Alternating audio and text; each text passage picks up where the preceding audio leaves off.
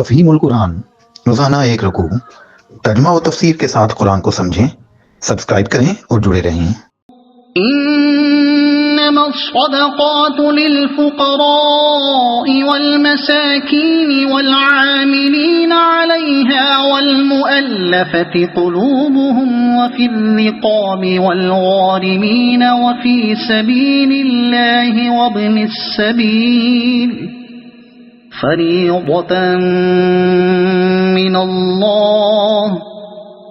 واللہ علیم حکیم۔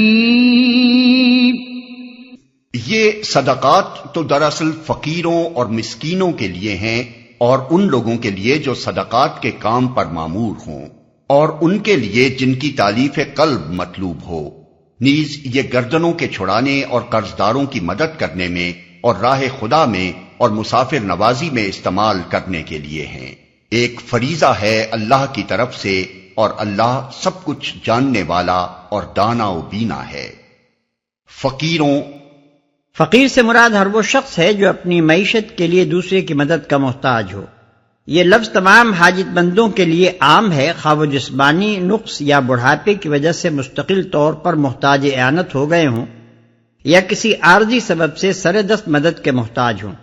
اور اگر انہیں سہارا مل جائے تو آگے چل کر خود اپنے پاؤں پر کھڑے ہو سکتے ہوں، مثلا یتیم بچے،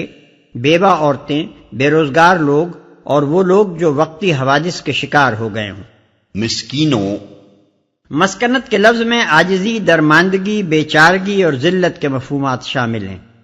اس اعتبار سے مساکین وہ لوگ ہیں جو عام حاجت مندوں کے بنسبت زیادہ خستہ حال ہوں۔ نبی صلی اللہ علیہ وسلم نے اس لفظ کی تشریح کرتے ہوئے خصوصیت کے ساتھ ایسے لوگوں کو مستحق امداد ٹھہرایا ہے جو اپنی ضروریات کے مطابق ذرائع نہ پا رہے ہوں اور سخت تنگ حال ہوں، مگر نہ تو ان کی خودداری کسی کے آگے ہاتھ پھیلانے کی اجازت دیتی ہو، اور نہ ان کی ظاہری پوزیشن ایسی ہو کہ کوئی انہیں حاجت مند سمجھ کر ان کی مدد کے لیے ہاتھ بڑھائے۔ چنانچہ حدیث میں اس کی تشریح یوں آئی ہے کہ مسکین وہ ہے جو اپنی حاجت بھر مال نہیں پاتا اور نہ پہچانا جاتا ہے کہ اس کی مدد کی جائے، اور نہ کھڑا ہو کر لوگوں سے مانگتا ہے، گویا وہ ایک ایسا شریف آدمی ہے جو غریب ہو۔ اور ان لوگوں کے لیے جو صدقات کے کام پر مامور ہوں، یعنی وہ لوگ جو صدقات وصول کرنے اور وصول شدہ مال کی حفاظت کرنے اور ان کا حساب کتاب لکھنے اور انہیں تقسیم کرنے میں حکومت کی طرف سے استعمال کیے جائیں۔ ایسے لوگ خواہ فقیر و مسکین نہ ہوں، ان کی تنخواہیں بہرحال صدقات ہی کی مدد سے دی جائیں گی۔ یہ الفاظ اور اسی سورہ کی آیت 103 کے الفاظ خذ من اموالہم صدقہ اس امر پر دلالت کرتے ہیں کہ زکوٰۃ کی تحصیل و تقسیم اسلامی حکومت کے فرائض میں سے ہے۔ اس سلسلے میں یہ بات قابل ذکر ہے کہ نبی صلی اللہ علیہ وسلم نے اپنی ذات اور اپنے خاندان یعنی بنی ہاشم پر زکوٰۃ کا مال حرام قرار دیا تھا، چنانچہ آپ نے خود بھی صدقات کی تحصیل و تقسیم کا کام ہمیشہ بلا معاوضہ کیا، اور دوسرے بنی ہاشم کے لیے بھی یہ قاعدہ مقرر کر دیا کہ اگر وہ اس خدمت کو بلا معاوضہ انجام دیں تو جائز ہے، لیکن معاوضہ لے کر اس شعبے کی کوئی خدمت کرنا ان کے لیے جائز نہیں ہے۔ آپ کے خاندان کے لوگ اگر صاحب نصاب ہو تو زکوٰۃ دینا ان پر فرض ہے، لیکن اگر وہ غریب و محتاج یا قرضدار یا مسافر ہوں تو زکوٰۃ لینا ان کے لیے حرام ہے۔ البتہ اس امر میں اختلاف ہے کہ خود بنی ہاشم کی زکوٰۃ بھی بنی ہاشم لے سکتے ہیں یا نہیں۔ امام ابو یوسف کی رائے یہ ہے کہ لے سکتے ہیں، لیکن اکثر فقہا اس کو بھی جائز نہیں رکھتے۔ جن کی تالیف قلب مطلوب ہو، تالیف قلب کے معنی ہے دل موہنا۔ اس حکم سے مقصود یہ ہے کہ جو لوگ اسلام کی مخالفت میں سرگرم ہوں اور مال دے کر ان کے جوش عداوت کو ٹھنڈا کیا جا سکتا ہو، یا جو لوگ کفار کے کیمپ میں ایسے ہوں کہ اگر مال سے انہیں توڑا جائے تو ٹوٹ کر مسلمانوں کے مددگار بن سکتے ہوں، یا جو لوگ نئے نئے اسلام میں داخل ہوئے ہوں اور ان کی سابقہ عداوت یا ان کی کمزوریوں کو دیکھتے ہوئے اندیشہ ہو کہ اگر مال سے ان کی استعمالت نہ کی گئی تو پھر کفر کی طرف پلٹ جائیں گے، ایسے لوگوں کو مستقل وظائف یا وقتی عطیے دے کر اسلام کا حامی و مددگار یا مطیع و فرما بردار یا کم از کم بے ضرر دشمن بنا لیا جائے۔ اس بت پر غنائم اور دوسرے ذرائع آمدنی سے بھی مال خرچ کیا جا سکتا ہے، اور اگر ضرورت ہو تو زکوٰۃ کی مد سے بھی، اور ایسے لوگوں کے لیے یہ شرط نہیں ہے کہ وہ فقیر و مسکین یا مسافر ہوں، تبھی ان کی مدد زکوٰۃ سے کی جا سکتی ہے، بلکہ وہ مالدار اور رئیس ہونے پر بھی زکوٰۃ دیے جانے کے مستحق ہیں۔ یہ امر تو متفق علیہ ہے کہ نبی صلی اللہ علیہ وسلم کے زمانے میں بہت سے لوگوں کو تالیف قلب کے لیے وظیفے اور عطیے دیے جاتے تھے،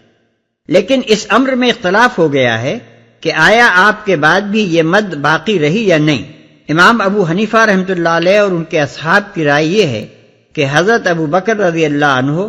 اور حضرت عمر رضی اللہ عنہ کے زمانے سے یہ مد ساقط ہو گئی ہے اور اب مؤلفۃ القلوب کو کچھ دینا جائز نہیں ہے۔ امام شافعی کی رائے یہ ہے کہ فاسق مسلمانوں کو تالیف قلب کے لیے زکوٰۃ کی مد سے دیا جا سکتا ہے مگر کفار کو نہیں، اور بعض دوسرے فقہا کے نزدیک مؤلفۃ القلوب کا حصہ اب بھی باقی ہے اگر اس کی ضرورت ہو۔ حنفیہ کا استدلال اس واقعے سے ہے کہ نبی صلی اللہ علیہ وسلم کی رحلت کے بعد اوعینیہ بن حصن اور اقرا بن حابس حضرت ابوبکر رضی اللہ عنہ کے پاس آئے اور انہوں نے ایک زمین آپ سے طلب کی۔ آپ نے ان کو عطیے کا فرمان لکھ دیا۔ انہوں نے چاہا کہ مزید پختگی کے لیے دوسرے اعیان صحابہ بھی اس فرمان پر گواہیاں ثبت کر دیں۔ چنانچہ گواہیاں بھی ہو گئیں، مگر جب یہ لوگ حضرت عمر رضی اللہ عنہ کے پاس گواہی کے لیے گئے تو انہوں نے فرمان کو پڑھ کر اسے ان کی آنکھوں کے سامنے چاک کر دیا اور ان سے کہا کہ بے شک نبی صلی اللہ علیہ وسلم تم لوگوں کی تالیف قلب کے لیے تمہیں دیا کرتے تھے، مگر وہ اسلام کی کمزوری کا زمانہ تھا۔ اب اللہ نے اسلام کو تم جیسے لوگوں سے بے نیاز کر دیا ہے۔ اس پر وہ حضرت ابوبکر رضی اللہ عنہ کے پاس شکایت لے کر آئے اور آپ کو طعنہ بھی دیا کہ خلیفہ آپ ہیں یا عمر، لیکن نہ تو حضرت ابوبکر رضی اللہ عنہ ہی نے اس پر کوئی نوٹس لیا اور نہ دوسرے صحابہ میں سے ہی کسی نے حضرت عمر کی اس رائے سے اختلاف کیا۔ اس سے حنفیہ یہ دلیل لاتے ہیں کہ جب مسلمان کثیر التعداد ہو گئے اور ان کو یہ طاقت حاصل ہو گئی کہ اپنے بلبوتے پر کھڑے ہو سکیں تو وہ سبب باقی نہیں رہا جس کی وجہ سے ابتداً مؤلفۃ القلوب کا حصہ رکھا گیا تھا، اس لیے باجماع صحابہ یہ حصہ ہمیشہ کے لیے ساقط ہو گیا۔ امام شافعی رحمۃ اللہ علیہ کا استدلال یہ ہے کہ تالیف قلب کے لیے کفار کو مال زکوٰۃ دینا نبی صلی اللہ علیہ وسلم کے فعل سے ثابت نہیں ہے۔ جتنے واقعات حدیث میں ہم کو ملتے ہیں ان سب سے یہی معلوم ہوتا ہے کہ حضور صلی اللہ علیہ وسلم نے کفار کو تالیف قلب کے لیے جو کچھ دیا وہ مال غنیمت سے دیا، نہ کہ مال زکوٰۃ سے۔ ہمارے نزدیک حق یہ ہے کہ مؤلفۃ القلوب کا حصہ قیامت تک کے لیے ساقط ہو جانے کی کوئی دلیل نہیں ہے۔ بلا شبہ حضرت عمر رضی اللہ تعالی عنہ نے جو کچھ کہا وہ بالکل صحیح تھا۔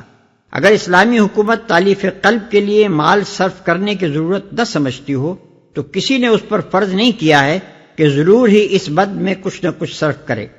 لیکن اگر کسی وقت اس کی ضرورت محسوس ہو تو اللہ نے اس کے لیے جو گنجائش رکھی ہے اسے باقی رہنا چاہیے۔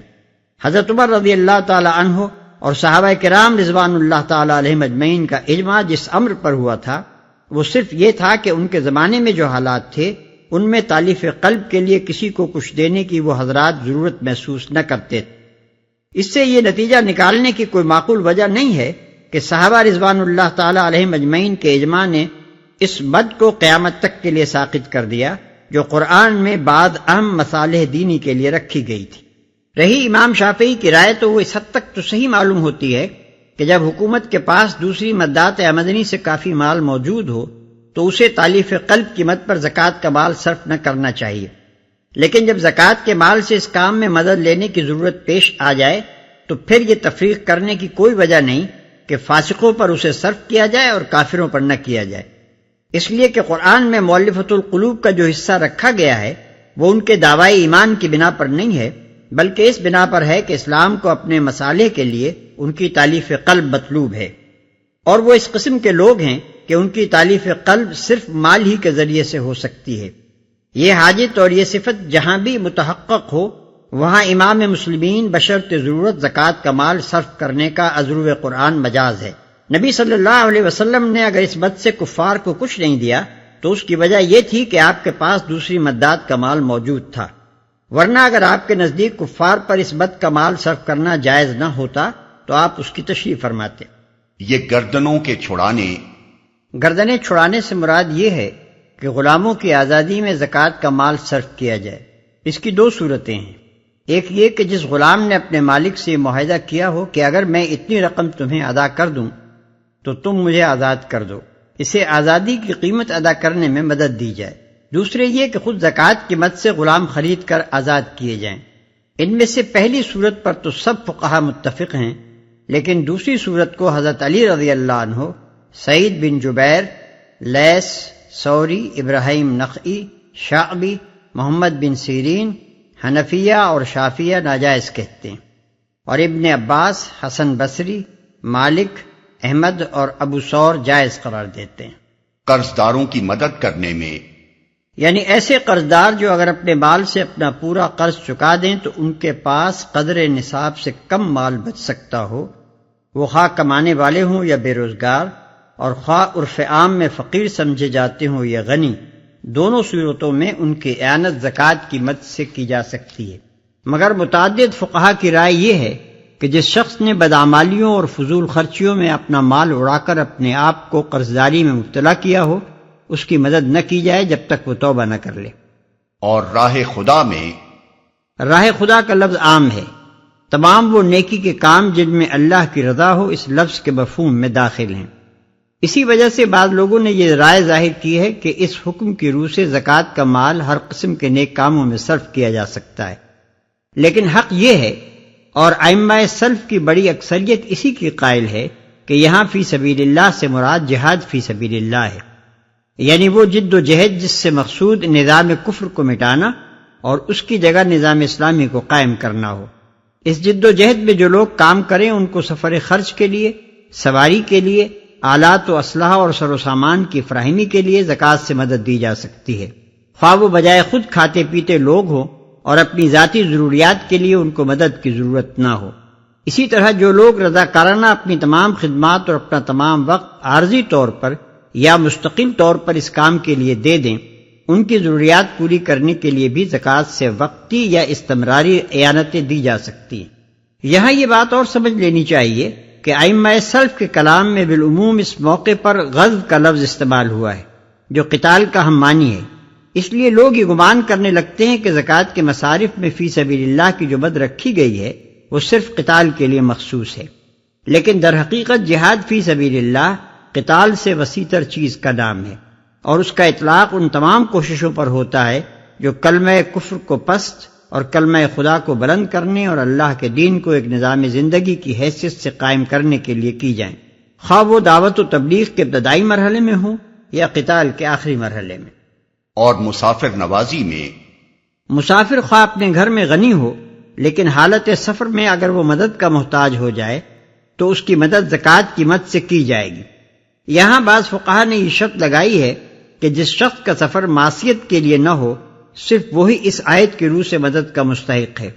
مگر قرآن و حدیث میں ایسی کوئی شرط موجود نہیں ہے، اور دین کی اصولی تعلیمات سے ہم کو یہ معلوم ہوتا ہے کہ جو شخص مدد کا محتاج ہو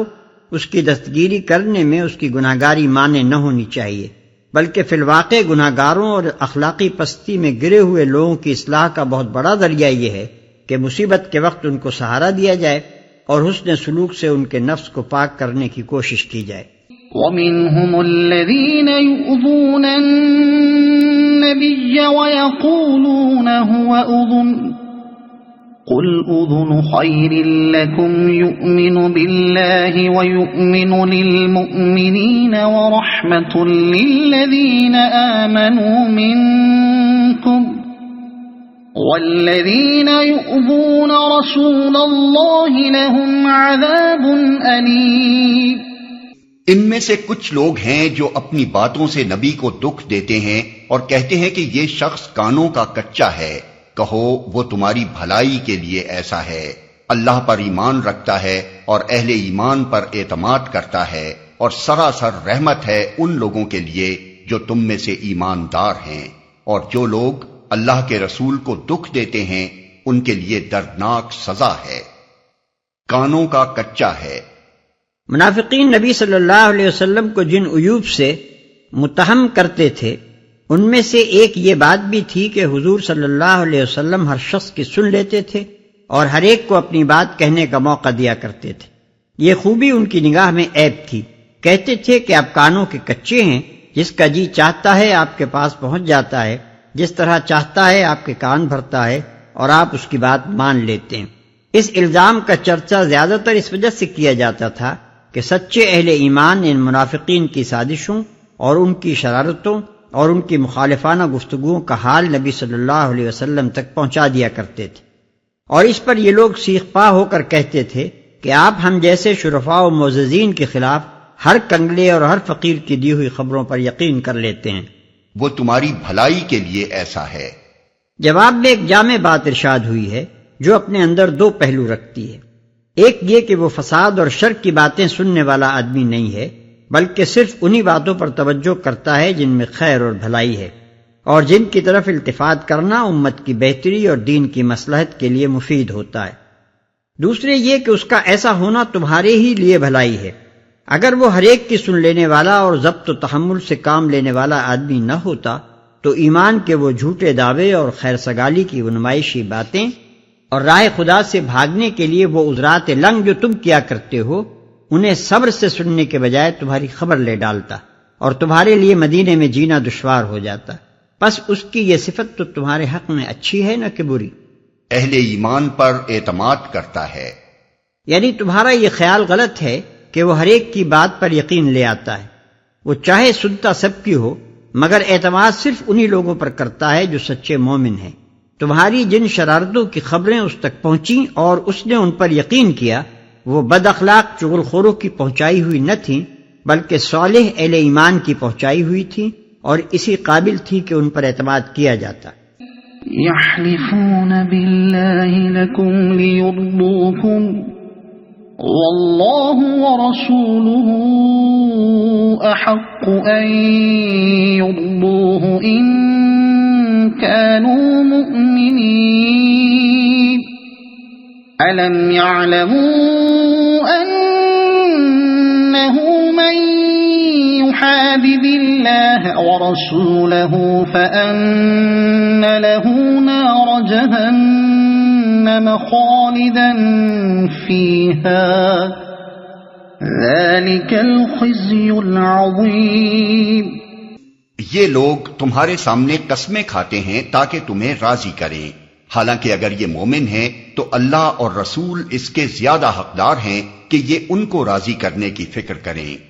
کیا انہیں معلوم نہیں ہے کہ جو اللہ اور اس کے رسول کا مقابلہ کرتا ہے اس کے لیے دوزخ کی آگ ہے جس میں وہ ہمیشہ رہے گا، یہ بہت بڑی رسوائی ہے۔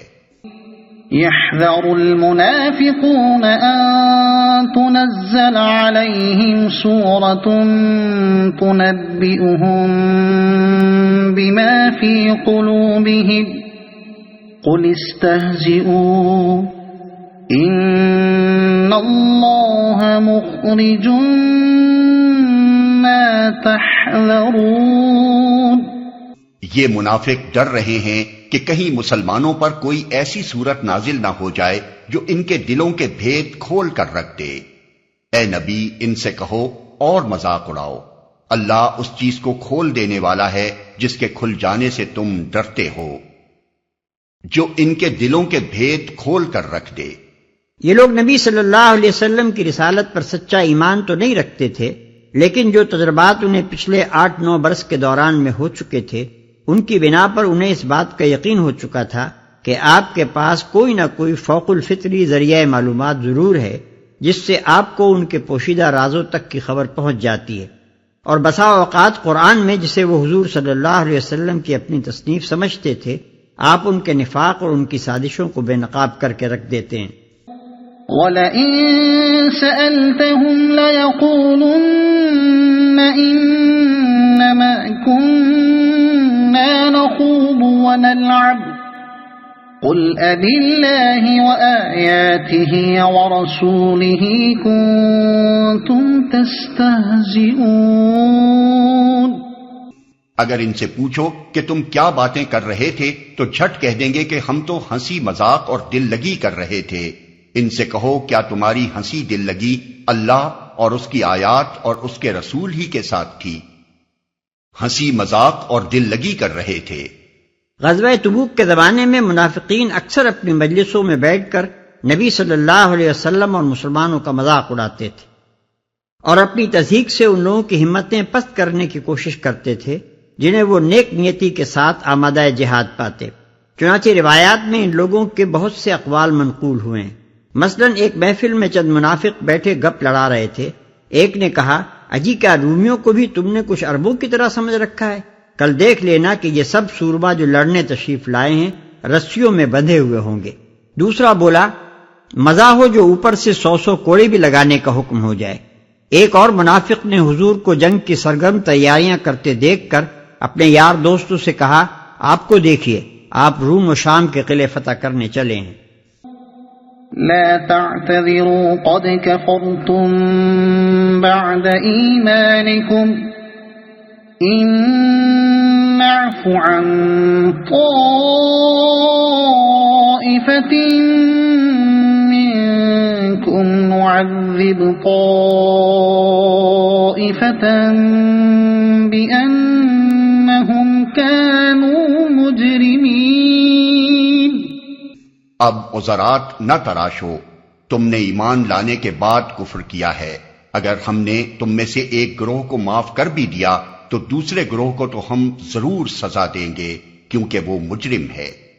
یعنی وہ کم عقل مسخرے تو معاف بھی کیے جا سکتے ہیں جو صرف اس لیے ایسی باتیں کرتے اور ان میں دلچسپی لیتے ہیں کہ ان کے نزدیک دنیا میں کوئی چیز سنجیدہ ہے ہی نہیں، لیکن جن لوگوں نے جان بوجھ کر یہ باتیں اس لیے کی ہیں کہ وہ رسول اور اس کے لائے ہوئے دین کو اپنے دعوی ایمان کے باوجود ایک مضحکہ سمجھتے ہیں، اور جن کے اس تمسخر کا اصل مدعا یہ ہے کہ اہل ایمان کی ہمتیں پست ہوں اور وہ پوری قوت کے ساتھ جہاد کی تیاری نہ کر سکیں، ان کو تو ہرگز معاف نہیں کیا جا سکتا کیونکہ وہ مسخرے نہیں بلکہ مجرم ہیں۔ اگر آپ کو یہ ویڈیو پسند آئی ہو تو اسے لائک کریں، دوسروں تک پہنچانے کے لیے شیئر کریں، اور مزید ایسی ہی معلوماتی ویڈیوز کے لیے ہمارے چینل عبد المالک ہاشمی کو سبسکرائب ضرور کریں۔ نئی اپڈیٹس کے لیے بیل آئیکن دبائیں تاکہ آپ کو ہماری ہر نئی ویڈیو بر وقت مل سکے۔ آپ کی حوصلہ افزائی ہمیں مزید بہترین مواد بنانے میں مدد دے گی۔ شکریہ۔